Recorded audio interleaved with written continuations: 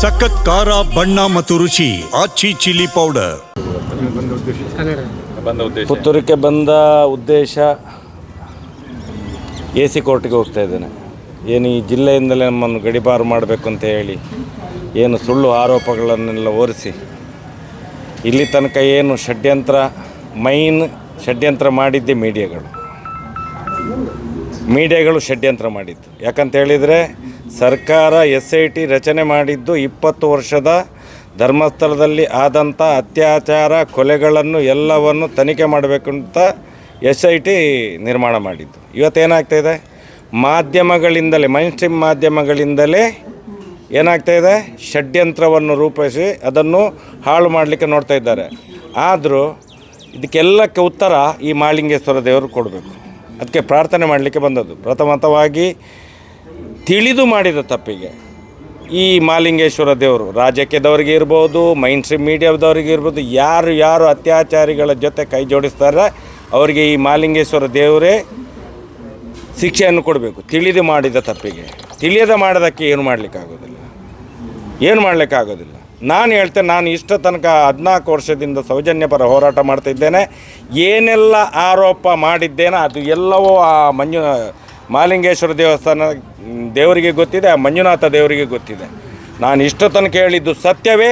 ಅಲ್ಲಿ ಅತ್ಯಾಚಾರ ಆಗಿದ್ದು ಹೌದೇ, ಅಲ್ಲಿ ಅನಾಚಾರ ಆಗಿದ್ದು ಹೌದೇ, ಅಲ್ಲಿ ದೀನದಲಿತರ ಭೂಮಿ ಒಳಗೆ ಹಾಕಿದ್ದು ಹೌದೇ, ಅಲ್ಲಿ ಬಡ್ಡಿ ವ್ಯವಹಾರ ಮಾಡಿದ್ದು ಹೌದೇ.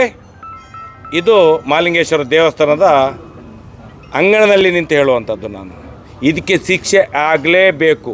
ಈ ದೇಶದ ಕಾರ್ಯಾಂಗದ ವ್ಯವಸ್ಥೆಯಲ್ಲಿ, ಈ ರಾಜ್ಯದ ಕಾರ್ಯಾಂಗದ ವ್ಯವಸ್ಥೆಯಲ್ಲಿ ನ್ಯಾಯ ಸಿಗದಿದ್ದರೂ ಕೂಡ ಈ ಮಹಾಲಿಂಗೇಶ್ವರ ದೇವರ, ಆ ಧರ್ಮಸ್ಥಳದ ಮಂಜುನಾಥ ದೇವರ, ಅಣ್ಣಪ್ಪ ಸ್ವಾಮಿಯ ನ್ಯಾಯಾಲಯದಲ್ಲಿ ನ್ಯಾಯ ಸಿಗಲೇಬೇಕು. ಇಷ್ಟೇ ಹೇಳಲಿಕ್ಕೆ ಇಚ್ಛೆಪಡ್ತೇನೆ. ಜಾಸ್ತಿ ಮಾತಾಡೋದಿಲ್ಲ. ಮುಂದಿನ ದಿನಗಳಲ್ಲಿ ಮಾತಾಡ್ತೇನೆ. ಡಿಸೆಂಬರ್ 16ಕ್ಕೆ ಮಹಿಳೆಯರೇ ಸೇರಿ, ಅದು ಯಾವ ಒಂದು ಸಂಘಟನೆ ಇದಾವೆ, ಎಲ್ಲ ಮಹಿಳೆಯರು ಸೇರಿ ಮಾಡುವಂಥ ಹೋರಾಟ. ಅದಕ್ಕೆ ಆ ಸಂಘಟನೆ ಈ ಸಂಘಟನೆ ಅಂತ ಯಾರೂ ಮುತುವರ್ಜಿ ವಹಿಸ್ಕೊಳ್ಳಿಲ್ಲ. ಎಲ್ಲ ಸಂಘಟನೆ ಸೌಜನ್ಯ ಹೋರಾಟ ಸಮೇತ ಸೇರಿಕೊಂಡು ಮಾಡುವಂಥ ಹೋರಾಟ, ಮಹಿಳೆಯರೇ ಮಾಡುವಂಥ ಹೋರಾಟ, ಮಹಿಳೆಯರು ಹೆಚ್ಚಿನ ಸಂಖ್ಯೆಯಲ್ಲಿ ಬರಬೇಕು ಅಂತ ಹೇಳಿ ಅಪೇಕ್ಷೆ ಪಡ್ತಿದ್ದೇವೆ ನಾವು. ಅಷ್ಟೇ. ನಿಮ್ಮದು ಬೆಂಬಲ ಸಂಪೂರ್ಣ ಖಂಡಿತ ಇದೆ ಸರ್. ಈಗ SIT ಅವರು ವರದಿ ಕೊಟ್ಟದ್ರ ಬಗ್ಗೆ SIT ವರದಿ ಕೊಟ್ಟದ್ದಲ್ಲ, ಇದು ರಿಪೋರ್ಟ್ ಕೊಟ್ಟಿದೆ. ತನಿಖೆ ಏನೇನಾಗಿದೆ ರಿಪೋರ್ಟ್ ಕೊಟ್ಟಿದ್ದಾರೆ ಅವರು.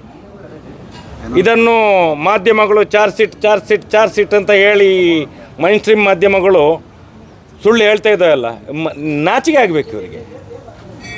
ಇದೆಲ್ಲ ಮಾಡಬಾರ್ದು, ತಪ್ಪು ಕೆಲಸ ಮಾಡಬಾರ್ದು. ಮಾಧ್ಯಮಗಳು ಏನು ಸತ್ಯದ ಕಣ್ಣು ತಿರ್ಸಲಿಕ್ಕಿರುವಂಥದ್ದು. ಇವತ್ತು ಸುಳ್ಳೇ ಹೇಳ್ತಾ ಇದ್ದಾವೆ, ಬದುಕ್ತಾರೆ ಇವರು.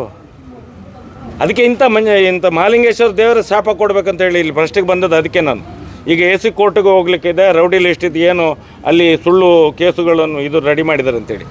ಒಂದು ನೋಡಿ ನಾಚಿಕೆ ಆಗ್ತದೆ ನಮಗೆ.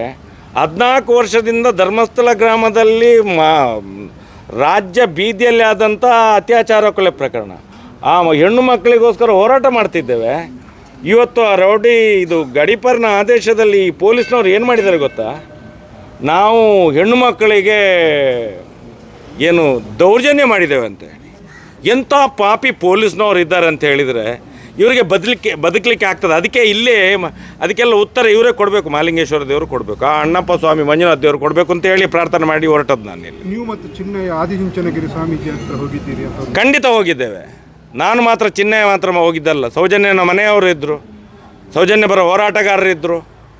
ಆದಿಚುಂಚನಗಿರಿಯಲ್ಲಿ 1.5 ಗಂಟೆಯ ಕಾಲ ನಿರ್ಮಲಾನಂದ ಸ್ವಾಮೀಜಿ ಹತ್ರನೇ ಎಲ್ಲವನ್ನು ಬಿಡಿಸಿ ಹೇಳಿದ್ದಾನೆ ಅವನು. ಏನು ನನ್ನ ಹತ್ರ 1.5 ಗಂಟೆ ವೀಡಿಯೋ ಬಿಟ್ಟಿದ್ದಾನಲ್ಲ, ಅದಕ್ಕಿಂತ ಜಾಸ್ತಿ ಹೇಳಿದ್ದಾನೆ. ಯಾರ್ಯಾರು ರೇಪಿಸ್ಟ್ ಮಾಡಿದ್ದಾರೆ, ಯಾರ್ಯಾರು ಮಾಡಿಸಿದ್ದಾರೆ ಎಲ್ಲವನ್ನೂ ಹೇಳಿದ್ದಾನೆ ಅವನು.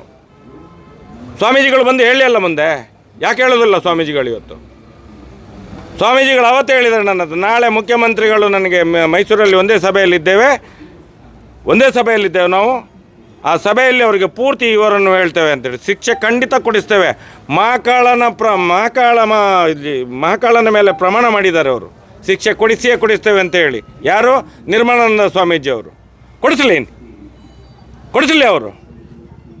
ಅದು ಬಿಟ್ಟು ರಾಜಕೀಯ ಮಾಡೋದಲ್ಲ. ಸ್ವಾಮೀಜಿಗಳು ಮಠದಲ್ಲಿ ಕೂತ್ಕೊಂಡು ರಾಜಕೀಯ ಮಾಡೋದಲ್ಲ. ಯಾವ ಸ್ವಾಮೀಜಿಗಳು ಬೇಕಾದರೆ ಇರಲಿ. ನಾವು ನೇರವಾಗಿ ಸನಾತನ ಹಿಂದೂ ಧರ್ಮದ ಪ್ರತಿಪಾದಕರು. ನಾವು ಹಿಂದೂ ಧರ್ಮದ ವಿರೋಧಿಗಳಲ್ಲ. ಇವತ್ತು ಹೇಳ್ತೇನೆ, ಮುಂದೆ ಹೇಳಿದ್ದೇನೆ, ಹಿಂದೆ ಹೇಳ್ತೇನೆ. ಸರ್, ನಿಮ್ಮ ಪ್ರಕಾರ SIT ತನಿಖೆ ಪೂರ್ಣ ಆಗಿದೆ? ಎಲ್ಲಿ ಪೂರ್ಣ ಸ್ವಾಮಿ, ಸ್ಟಾರ್ಟೇ ಆಗಲಿಲ್ಲ, ಇನ್ನೂ ಆಗಬೇಕಷ್ಟೇ. ಅತ್ಯಾಚಾರಿಗಳ ವಿಚಾರಣೆ ಇನ್ನೂ ನಡಿಬೇಕಷ್ಟೇ. ಇಲ್ಲಿ ತನಕ ಯಾರು ಬರೀ ಒಂದು ಬುರುಡೆಯನ್ನು ಹಿಡ್ಕೊಂಡು ನಾಟಕ ಮಾಡ್ತಿದ್ದಾರೆ ಅಷ್ಟೇ. SIT ಒಳಗಡೆ ಪ್ರಪಕಂಡ ಮಾಡುವಂಥವ್ರು, ಷಡ್ಯಂತ್ರ ಮಾಡುವವರು ಈ ಮೈನ್ ಸ್ಟ್ರೀಮ್ ಮೀಡಿಯಾಗೆ ಯಾರು ಮಾಹಿತಿ ಎಲ್ಲ ಕೊಡ್ತಾರೆ, ಏನು ಷಡ್ಯಂತ್ರ ಮಾಡ್ತಾಯಿದ್ದಾರೆ. SIT ಒಳಗಡೆ ತುಂಬ ಅಧಿಕಾರಿಗಳಿದ್ದಾರೆ, SP ಕೂಡ ಇದ್ದಾರೆ ಅದರಲ್ಲಿ. ಮುಂದಿನ ದಿನಗಳಲ್ಲಿ ಗೊತ್ತಾಗ್ತದೆ. ನಾವು ಮುಂದಿನ ದಿನಗಳಲ್ಲಿ ಕಾನೂನು ರೀತಿಯ ಹೋರಾಟವನ್ನು ಮಾಡ್ತೇವೆ. ನಮಗೆ ಯಾರ ಮೇಲೆ ನಂಬಿಕೆ ಇಲ್ಲದಾಗೆ ಆಗಿದೆ ಇವತ್ತು. ಯಾರ ಮೇಲೆ ನಂಬಿಕೆ ಇಲ್ಲದಾಗೆ ಆಗಿದೆ ನಮಗೆ. ಮೈನ್ ಸ್ಟ್ರೀಮ್ ಮಾಧ್ಯಮದ ಮೇಲೆ ನಂಬಿಕೆ ಇಲ್ಲ, ಕಾರ್ಯಾಂಗದ ವ್ಯವಸ್ಥೆಯ ಮೇಲೆ ನಂಬಿಕೆ ಇಲ್ಲ. ಈ ದೇಶದ ಕಾನೂನಿನ ಮೇಲೆ ಮಾತ್ರ ನಂಬಿಕೆ ಇರುವಂಥದ್ದು. ಮುಂದಿನ ದಿನಗಳಲ್ಲಿ ಕಾನೂನು ರೀತಿಯ ಹೋರಾಟವನ್ನೇ ನಾವು ಮಾಡ್ತೇವೆ.